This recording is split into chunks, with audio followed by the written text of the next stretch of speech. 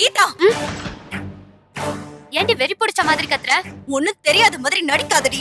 உன்னால என் வீட்ல ஒரே சண்டை. நேத்து நானும் தென்னவனும் சினிமாக்கு போனதை அம்மா கிட்ட சொன்னியா? இங்க பாரு, நானும் ஒண்ணு போன் பண்ணி அவங்க கிட்ட ஒண்ணும் சொல்லல.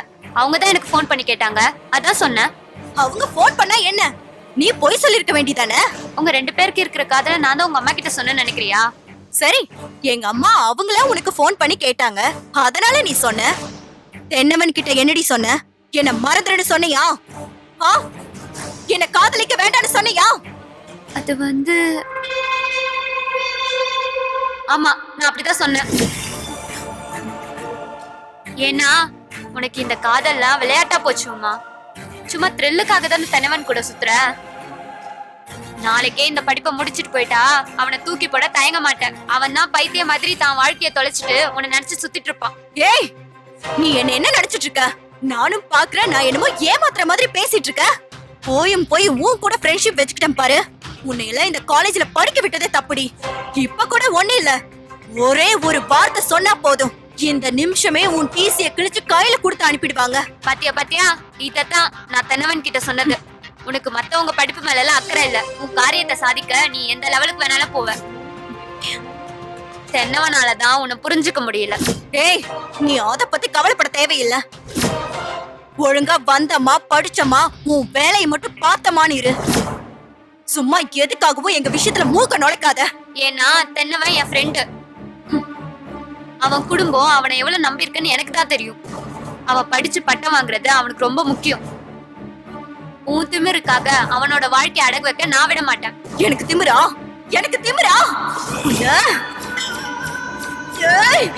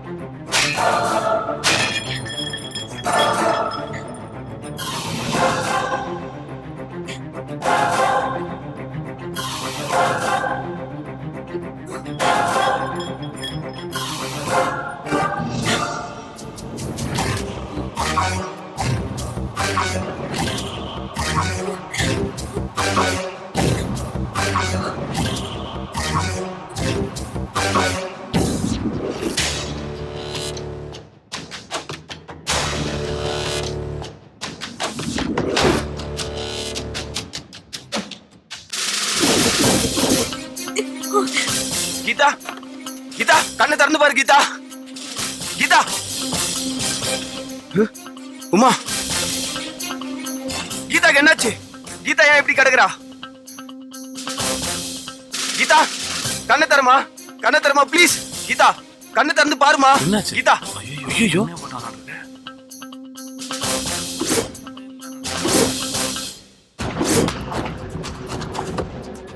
சார் வந்து ஒரு கை பிடிங்க சார். கீதாவை சீக்கிரமா ஹாஸ்பிடல் தூக்கி போயிடலாம் சார். சார் வாங்க சார். என்ன பண்றது? என்னப்பா தென்னவா இப்படி பண்ணிட்டியே? அநியாயமா அந்த பொண்ணை அடிச்சே கொன்னுட்டியே.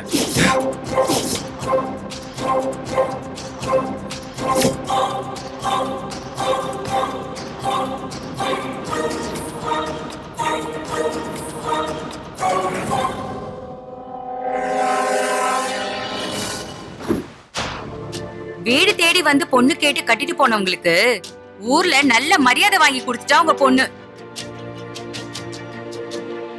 அவங்க எவ்வளவு பெரிய இடம், பெரிய பெரிய பதவியில இருக்கிறவங்க, அவங்கள போய் இப்படி நடு தெருவுல நிறுத்திட்டாலே. பத்ராவுக்கு ஏன் தான் இப்படி புத்தி போகுதோ? இவ்வளவு நடந்ததுக்கு அப்புறம் அவங்க வீட்டுல இவ்வளவு சேர்த்துக்கிட்டாங்களே, அவங்களுக்கு எவ்வளவு பெருந்தன்மை பாத்தீங்களா?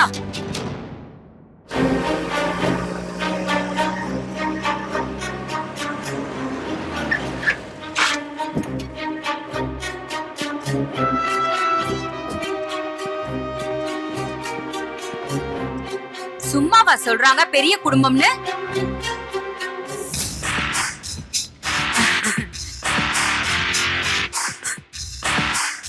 பாத்து பேசி ரொம்ப நாளாச்சேன்னு வந்தேன். வீட்ல வேலை இருக்கு, நான் வரட்டுமா?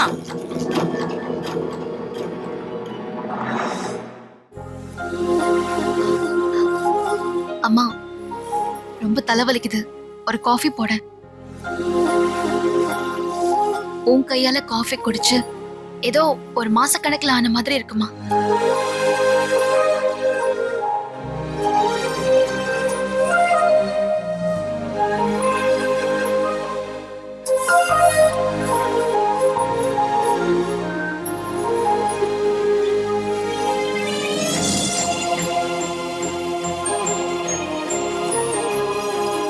அந்த வீட்டுலதான் யாரும் பேசுறது இல்ல. நீங்களும் பேசலன்னா நான் எங்கதான் போவேன்?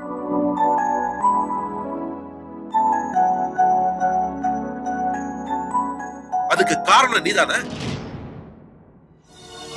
செய்யறத செஞ்சுட்டு இப்ப யாருமே பேசலன்னு வருத்தப்பட்டு என்னமா பிரயோஜனம்? நான் என்னப்பா தப்பு செஞ்சேன்? நான் என் வேலையை தானே செஞ்சேன். நீ அப்படி நினைக்கலாம். பாதிக்கப்பட்டவங்களுக்கு இந்த நியாயத்தினால ஏதாவது பிரயோஜனம் இருக்கா சொல்லு பாப்போம். நானும் பாதிக்கப்பட்டவங்களுக்கு தானே எல்லாத்தையுமே செய்றேன். உன் வாழ்க்கையே அடகு வச்சுட்டு முகம் தெரியாத யாருக்கோ நியாயம் செய்யறேன்னு சொல்றதெல்லாம் சரியில்லம்மா. இதுல உன் வாழ்க்கை மட்டும் இல்ல, அந்த குடும்பத்தோட கௌரவம், எங்க மன நிம்மதி எல்லாம் இருக்கு. மாப்பிள்ளையோட எதிர்காலத்தை பத்தி நினைச்சு பாத்தியாமா?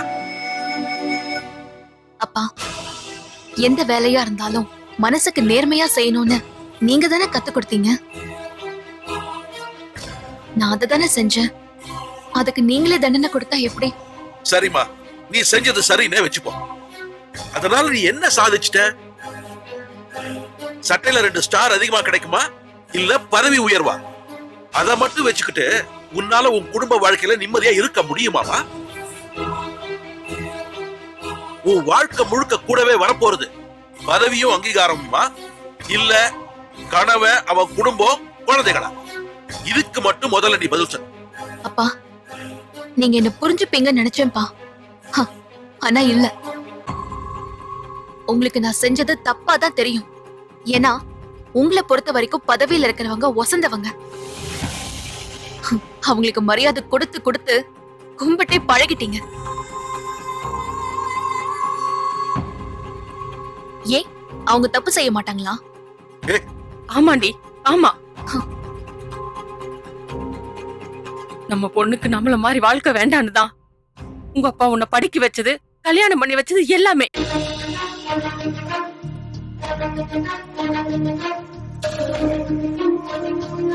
கல்யாணம், குழந்தைன்னு என்னதான் முக்கியமா இருந்தாலும் அவ யாரையுமே சார்ந்து இருக்காம சொந்த கால்ல நிக்கணும்னு இவர் ஆசைப்பட்டாரு. அதான் இன்னைக்கு நீ இன்ஸ்பெக்டர் ஆகி நிக்கிற. இன்னைக்கு நீ இலக்காரமா பாக்குற கிளர்க்கு வேலை பார்த்துதான் உங்க அப்பா இத்தனையும் சாதிச்சாரு பத்ரா.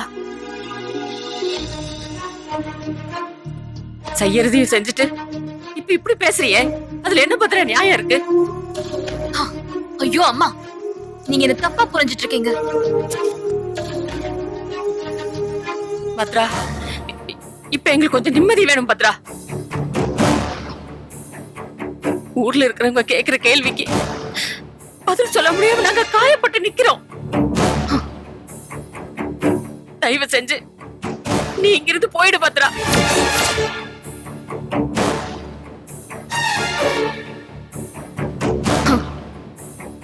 நீங்க எல்லாரும் ஒரே பக்கம் இருக்கிறதுனால அது சரின்னு ஆயிடாது. ஒரு நாள் ஏன் பக்கம் இருக்கிற நியாயம் உங்களுக்கு புரியும். எனக்கு மத்தவங்கள பத்தி எல்லாம் கவலையே இல்ல. ஆனா இன்னைக்கு இல்லைனாலும் என்னைக்காவது கார்த்தியும் நீங்களும் என்ன புரிஞ்சுப்பீங்க. அந்த நம்பிக்கை எனக்கு இருக்கு. அது வரைக்கும் நான் காத்துட்டு இருப்பேன்.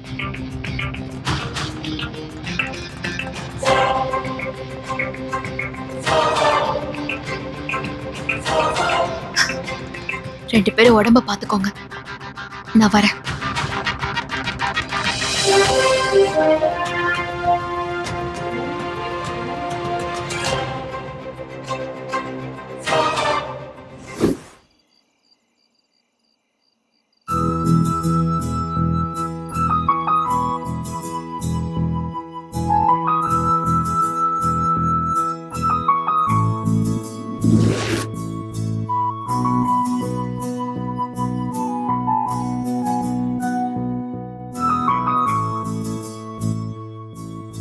பத்ரா, சாப்பிட்டியாம்மா? உன் அப்பா அம்மா எப்படி இருக்காங்க? பத்ரா, என்னம்மா அவ்வளவு யோசனை? அப்பா அம்மா போய் பார்த்துட்டு வரதா சொன்ன, அவ்வளவு சீக்கிரமா திரும்பி வந்துட்ட, என்ன ஆச்சு?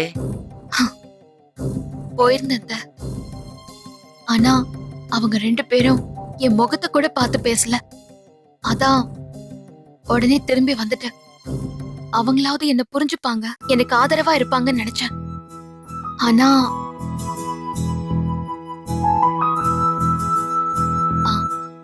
அத்தை, உங்ககிட்ட ஒண்ணு கேட்டா தப்பா நினைக்க மாட்டீங்களே? இல்லம்மா, என்னன்னு சொல்லு. என் அம்மா அப்பா மட்டும் இல்ல, இந்த வீட்லயும் யாருமே என்கிட்ட பேசுறது இல்ல. கார்த்தியும் நான் இருக்கிற பக்கமே வர மாட்டேங்கிறாரு. என்னால எல்லாரோட கோவத்தையும் புரிஞ்சுக்க முடியுது.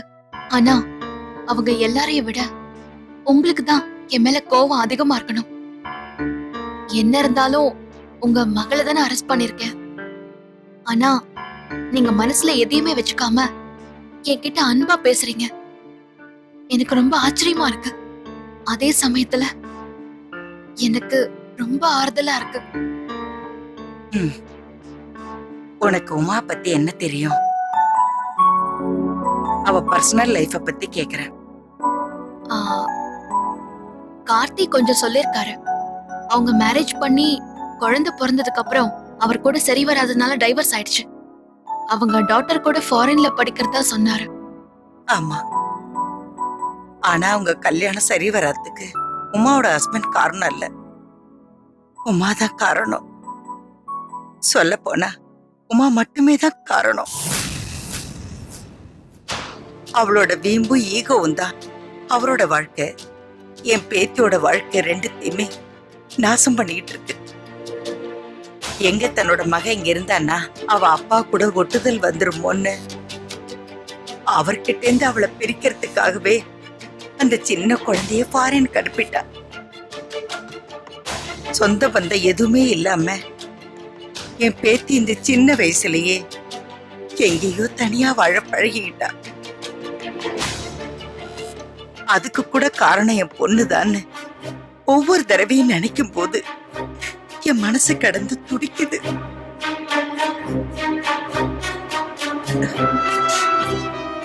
இப்ப நான் உங்ககிட்ட சொல்ற இந்த விஷயம் எதுவுமே இந்த வீட்டுல இருக்கவங்களுக்கு தெரிய வேண்டாம். இப்போ ஒரு கேஸ் எடுத்து நடத்திக்கிட்டு இருக்கியே, அதுல சம்பந்தப்பட்ட தென்னவன் கீதா 2 பேரையும் எனக்கு நல்லாவே தெரியும். நான் கீதாவை என்னோட இன்னொரு மகளாதான் பார்த்தேன். உமாவுக்கு அவளுக்கும் சண்டெல்லாம் வரும், ஆனாலும் 2 பேரும் ஃப்ரெண்ட்ஸா தான் இருந்தாங்க. போக போக உமாவும் தென்னவனும் காதலிக்கிறாங்களோன்னு எனக்கு ஒரு சந்தேகம் வர ஆரம்பிச்சது.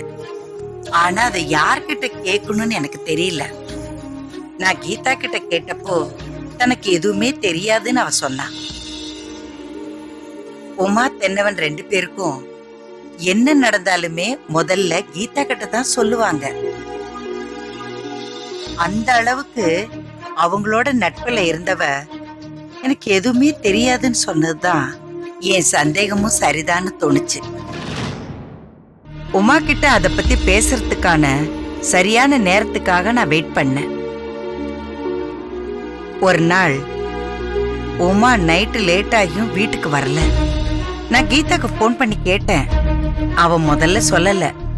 அதுக்கப்புறம் நான் வற்புறுத்தி கேட்டதும் அவ வேற வழி இல்லாம உமாவும் தென்னவனும் சினிமாவுக்கு போயிருக்கிறதா சொன்னான்.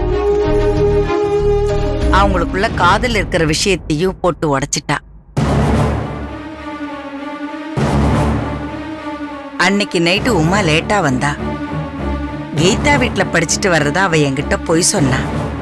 ஆனா நான் கீதாக்கு போன் பண்ணி பேசினதையும் அவ என்கிட்ட எல்லா விஷயத்தையும் சொல்லிட்டாங்கிறத சொல்லி அவளை நான் கண்டிச்சேன். உடனே உமா கீதா மேலேயும் என் மேலேயும் கோவப்பட்டு கத்துனா. அப்புறம் வேகமா அவ ரூம்குள்ள போய் கதவு சாத்திக்கிட்டா. அதுக்கு அடுத்த நாள் கீதா இறந்து போயிட்டான்னு நியூஸ் கேட்டப்போ நான் அப்படியே அதிர்ச்சி ஆயிட்டேன். தென்னவன் கொலை செஞ்சதா போலீஸ் அவனை சந்தேகத்தின் பேர்ல அரெஸ்ட் பண்ணதா நான் நியூஸ் கேள்விப்பட்டேன். உமா கிட்ட நான் இத பத்தி கேட்டப்போ அவ என்கிட்ட முகம் கொடுத்து கூட பேசல. ஆனா இத பத்தின எல்லா விஷயமும் உமாவோட அப்பாவுக்கு மட்டும் தெரிஞ்சிருந்தது. 2 பேரும் சேர்ந்து தனியா ரொம்ப நேரம் பேசிட்டு இருப்பாங்க. எனக்கு என்ன நடந்தது, ஏன் தென்னவன் தான் தோழி கீதாவை கொல்லணும், எனக்கு எதுவுமே புரியலம்மா.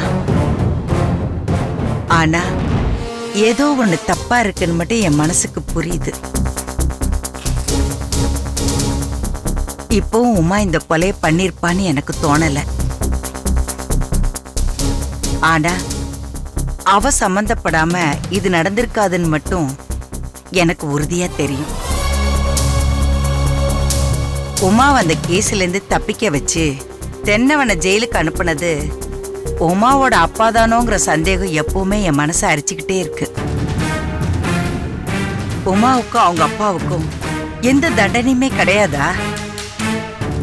இறந்த கீதாவுக்கும் தென்னவனுக்கும் நீதி கிடைக்கவே கிடைக்காதான்னு இத்தனை வருஷமா என் மனசுக்குள்ளேயே நான் புழுங்கி இருக்கேன் தெரியுமா? ஆனா இவங்க செஞ்ச பாவம் இவங்கள சும்மா விடல. அதான் விதிங்கிறது. இப்ப இந்த கேஸ உன்கிட்ட ஒப்படைச்சிருக்கு. அது மட்டும் இல்லாம உன்னை இப்ப இந்த வீட்டுக்கு மருமகளா அழைச்சிட்டு வந்திருக்கு. இதுக்கெல்லாம் பின்னாடி ஏதோ ஒரு அர்த்தம் இருக்கு. அது என்னன்னு காலந்தாம நம்ம எல்லாருக்கும் வெளிச்சம் போட்டு காட்டும். அதான் இந்த வீட்டுல யார் உன்கிட்ட பேசலனாலும் நான் உனக்கு சப்போர்ட்டா இருக்கேன். நீ யார் சொல்றதே தயவு செஞ்சு காதுல வாங்கிக்காத. உண்மையை தேடிப்போ. உனக்கு உறுதுணையா நான் இருக்கேன். அத்தை, இத்தனை நாள் இவ்ளோ பெரிய விஷயத்த உங்க மனசுல போட்டு புதைச்சு வலியோடவே இருந்திருக்கீங்க. நீங்க கவலைப்படாதீங்க அத்தை. இந்த கேஸ்ல நான் நேர்மையா இருந்து உண்மையை வெளியில கொண்டு வருவேன். ஆனா இப்போ எனக்கு இருக்கிற ஒரே வருத்தம், நீங்க என்னை பத்தி புரிஞ்சுக்கிட்ட அளவுக்கு கார்த்தி என்ன புரிஞ்சுக்கலையா அத்தை. அவருக்கு என் மேல இருக்கிற கோவம் மாறவே மாறாது. ஏன்னா அவர் அந்த அளவுக்கு அவங்க அக்கா மேல பாசம் வச்சிருக்காரு. என்னதான் கார்த்திய உமா வளர்த்திருந்தாலும் அவன் ஏன் புள்ளம்மா. அவனுக்கும் நியாயம் அநியாயம் என்னன்னு நிச்சயம் ஒரு நாள் தெரியும். என்ன ஒண்ணு, உமாவோட அன்பு கொஞ்சம் அவன் கண்ணை மறைக்குது.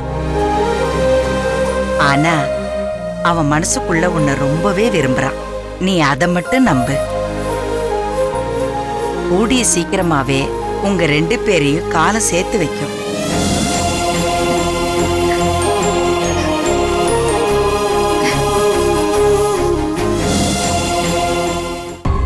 இங்க பாருங்க சார், கேஸ் சீக்கிரமா முடிக்க ட்ரை பண்ணுங்க. அதெல்லாம் பாத்துக்கலாம் சார். அப்புறம் மேடம், உங்களை பார்க்க ஒருத்தர் வந்திருக்காரு. ஓகே, வர சொல்லுங்க. Okay sir, I'll call you back later. Thank you.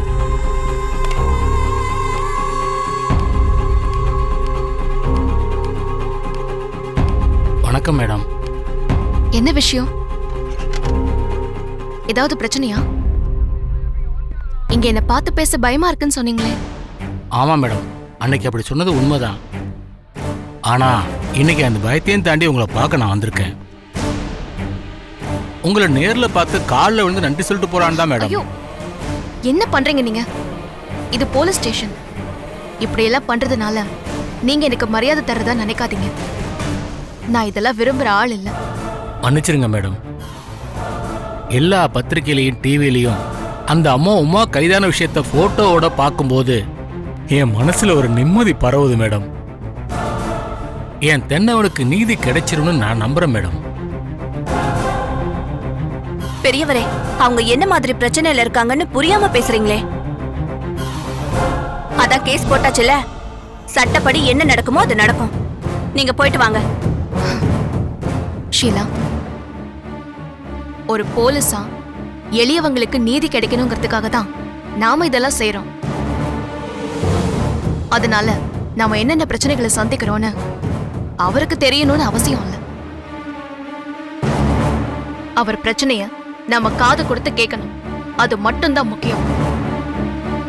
ஐயா, இறந்து போன உங்க மகன் தென்னவனுக்கு நீதி கிடைக்க வேண்டிய எடுத்த நடவடிக்கை தான் உமாவை கைது செஞ்சது. இப்போ கேஸ் கோர்ட் வரைக்கும் போயாச்சு. இனிமேதான் எனக்கு நிறைய வேலை இருக்கு. ஆனா டைம் இல்லை. எனக்கு ஏதாவது தகவல் தேவைப்பட்டா நானே உங்களை காண்டாக்ட் பண்றேன். இப்ப போயிட்டு வாங்க. வர மேடம். என் மகனுக்கு நீதி கிடைக்கணும், அவங்க குடும்பமே எனக்கு பதில் சொல்லி ஆகணும். விட்டுறாதீங்க மேடம். நான் சாகிறதுக்கு முன்னாடி அவங்கள ஜெயில போடுங்க. என் மகன் தென்னவனுக்கு நியாயம் கிடைக்கணும். அப்போதான் அவன் ஆத்மா சாந்தி அடையும்.